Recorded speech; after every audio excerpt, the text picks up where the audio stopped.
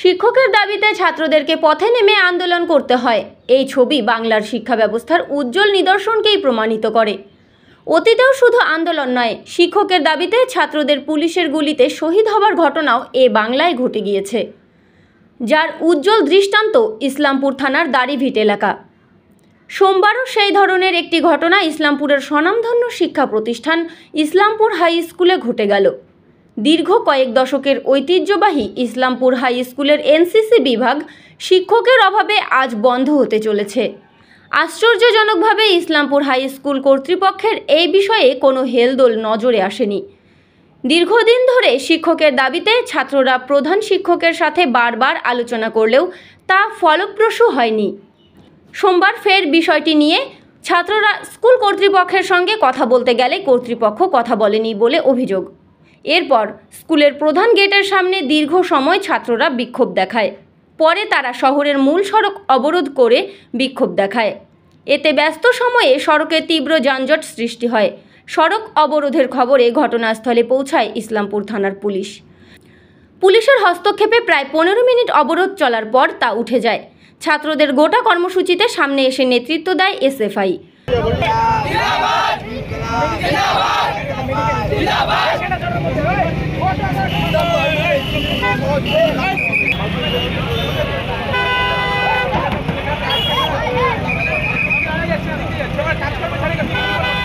চলছে না, চলবে না, চলবে না। সবাইকে সচল রাখতে হবে।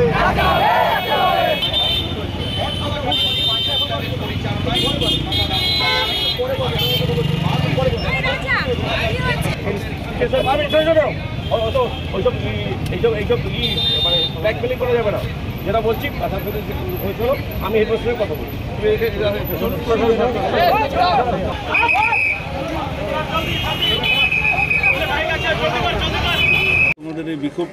প্রায় 7 মাস ধরে আমাদের স্কুলে এনসিসির কোনো অফিসার নেই। হেডমাস্টার আমাদের ভক্ত স্যার রিটায়ার হওয়ার পর যাকে সিটিও করেছিলেন, তার ডিসেম্বরের 17 কি 16 তারিখে ক্যাম্প ছিল। তিনি আমাদের সিটিওকে বলেননি ক্যাম্পের কথা। সিটিও যখন পরে জানতে পারে তিনি হেডমাস্টারকে গিয়ে বলেন। হেডমাস্টার সেই বিষয়ে যুক্তি দেন যে তোমাকে এক্সাম চলছে স্কুলে, এখন ছাড়া যাবে না। যার কারণে তিনি প্রায় ফেব্রুয়ারি অবধি সামলেছেন আমাদের স্কুলে। তারপর তিনি রিজাইন দিয়ে দিয়েছেন। রিজাইন দেওয়ার পর প্রায় সে ফেব্রুয়ারি, আজ জুলাইয়ের 29 তারিখ। এতদিন ধরে আমাদের স্কুলে কোনো এনসিসি অফিসার নেই। সেই কারণে এদের এনসিসির এ সার্টিফিকেটের যে ক্লাস হয় সেই ক্লাস হচ্ছে না। যার কারণে এরা এক্সাম যে দিতে যাবে সেটা কি এক্সামে গিয়ে কী লিখে আসবে এরা। আমাদের দাবি হচ্ছে হেডমাস্টার কোনো একটি স্কুলের কোনো একটি টিচারকে এনসিসির অফিসার করার জন্য ব্যাটালিয়নে পাঠান, এটাই আমাদের দাবি। ব্যাটালিয়নে পাঠাচ্ছে না, কাউকে পাঠাচ্ছে না। তিনি যুক্তি দিচ্ছেন যে কোনো টিচার যাওয়ার জন্য রাজি হচ্ছে না, এটা তার যুক্তি। তো এখন তোমাদের দাবিটা কি? এখন আমাদের দাবি হচ্ছে হেডমাস্টার কেন কাউকে পাঠাবেন না, হেডমাস্টারকে সেটা পাঠাতে হবে, এটা ওনার দায়িত্ব যে কোনো টিচারকে উনি পাঠাবেন। তার সাথে সাথে আমরা চাচ্ছি তার সাথে কথা বলতে। প্রায় 1 মাস ধরে আমরা তার সাথে কথা বলতে চাচ্ছি, কিন্তু তিনি ওইটা এই কারণ বলে উনি না করে দিচ্ছেন। এই বিষয়টা কোনো আলোচনাই করছে না, এই বিষয়ে উনি কোনো আলোচনা করতেছেন না আমাদের সঙ্গে। প্রায় 1 মাস ধরে আমরা সপ্তাহে 1 দিন করে ইউনিফর্ম পরে আসছি, হেডমাস্টারের রুমের চক্কর কাটে বাড়ি চলে যাচ্ছি। আজ আমরা ফাইনাল করেছি যে যা হবে আজকেই হবে, আজকে আমরা ম্যাটারটা শেষ করতে চাই। কারণ স্টুডেন্টদের প্রায় পড়াশোনার অনেক নোকসান হয়ে যাচ্ছে এইভাবে চক্কর কাটতে। তো আমরা চাই হেডমাস্টার কোনো নির্দিষ্ট যুক্তি দিয়ে ম্যাটারটাকে সলভ করুন। আমার নাম জুনিয়র আন্ডার অফিসার নবজ্যোতিন দাস।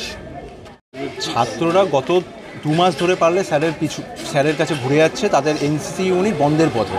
কোনো টিচার নেই, কোনো অফিসার নেই যে ওনাদেরকে গাইড করবে।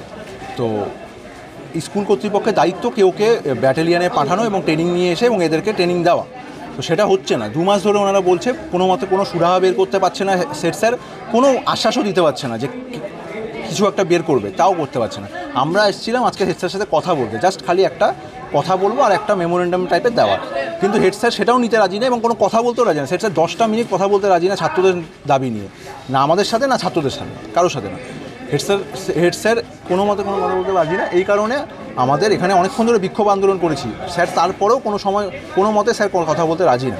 তারপর ছাত্রদের রাগে তারা রোড অবরোধ করতে বাধ্য হয়েছে, তাই আজকে রোড অবরোধ হচ্ছে। আমাদের একটাই দাবি, ইসলামপুর হাই স্কুলে এনসিসি ইউনিট, এটা 45 বছরের ঐতিহাসিক একটা জিনিস, সেটা বন্ধ হয়ে যাচ্ছে এবং স্কুলের পরিকাঠামো এটাও খুব ভয়ানক পরিস্থিতিতে আছে। আমাদের তো 3টে দাবি নিয়ে আমরা আজকে এসেছি মূলত, যে এনসিসিকে চালু রাখতে হবে, পরিকাঠামোয় উন্নয়ন করতে হবে ইসলামপুর, এবং পর্যাপ্ত টিচারের ব্যবস্থা সেটা যেন হয়, ছাত্রদের পড়াশোনার যে ক্ষতি সেটাও যেন হয়, সেটাও যেন দেখার চেষ্টা সেক্সের করে।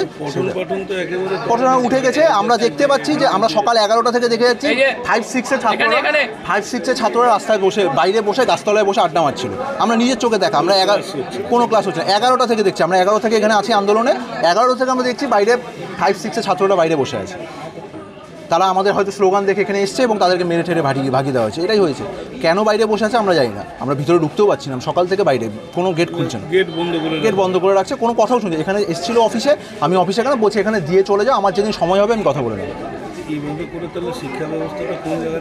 শিক্ষা ব্যবস্থা নেই তো, আমরা বলছি তো এই স্কুলের পঠন পাঠনের কী অবস্থা আছে সেটা আমরা সকলেই জানি এবং ছাত্ররাও জানে যে তাদের টিচার নেই, টিচারের ঘাটতি প্রচুর পরিমাণে পুরো পশ্চিমবঙ্গ জুড়েই আছে এবং ইসলামপুরেও আছে।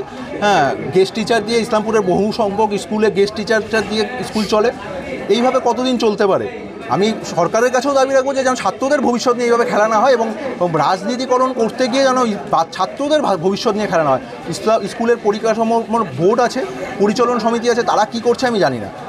তাদেরকেও কাছেও আমার প্রশ্ন যে তারা যেন ছাত্রদের দাবিগুলোকে মেনে নেয় এবং এনসিসি এবং বাকি টিচারদের ব্যবস্থা করার জন্য সরকারের কাছে আপিল জানায় এবং প্রতিটি স্কুলে যেন শিক্ষকের ব্যবস্থা হয়। পরিকাঠামো শিক্ষকের জন্য ছাত্রদের হচ্ছে পুরো দেশ জুড়ে হচ্ছে, ছাত্রদের শর্টেজ তো পুরো পশ্চিমবঙ্গে ছাত্রদের দাবি দেওয়া নিয়ে আন্দোলন এসএফআই বারংবার করে আসছে। ছাত্রদের পড়াশোনার ফিস হোক এবং কি স্কুলে ফিস বেশি নেওয়ার কমপ্লেন বারংবার আসে, মাধ্যমিকের ফর্ম ফিল আপের দাম বেশি নেওয়া হয়, গভর্নমেন্ট যেই রেট নেয় সেই রেটের থেকেও বেশি টাকা নেওয়া হয়। কেন নেওয়া হয় সেটা স্কুল কর্তৃপক্ষ জানে, এর আগেও আমরা আন্দোলন করেছিলাম, এটা হয়েই থাকে। এটা কেন হয়, কোথায় যায় সেই টাকা, তার হিসাব আমরা জানি না, ছাত্ররাও জানে না, তার পরিকাঠামোর উন্নয়নও হয় না। যদিও সেই টাকা নিয়ে পরিকাঠামোর উন্নয়ন হতো তাও হয়তো ছাত্রদের কাজে লাগতো, সেটাও হয়। আমি এসএফআই লোকাল সম্পাদক অরুণাভ ভাওয়াল। স্কুল কর্তৃপক্ষ সূত্রে জানা গিয়েছে, বিষয়টি নিয়ে পরিচালন সমিতির সঙ্গে আলোচনা করে পদক্ষেপ করা হবে। Bureau report, live news.